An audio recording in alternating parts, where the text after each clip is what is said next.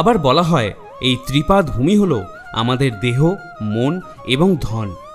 এই তিনটি জিনিস মানুষ তার নিজের অধিকার মনে করে।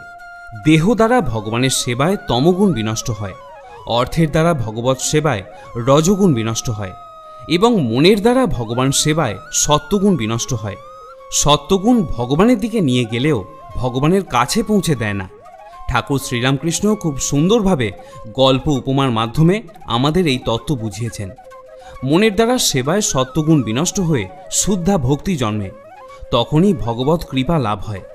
ভগবান এই ত্রিপাদ ভূমি সকল ভক্তের কাছেই প্রার্থনা করেন, আর যদি কেউ তা দিতে পারে, অর্থাৎ তার পূর্ণ শরণাগত হতে পারে, তাহলে প্রভু তাকে সর্বতভাবে রক্ষা করেন, তার ভার গ্রহণ করে থাকেন। প্রিয় শ্রোতা বন্ধুরা, বামন দ্বাদশীর এই ব্রত মাহাত্ম্য শ্রবণ করেই যদি আপনার ভালো লাগে, তাহলে ভিডিওটিতে অবশ্যই একটি লাইক করবেন, আর তার সাথে আপনার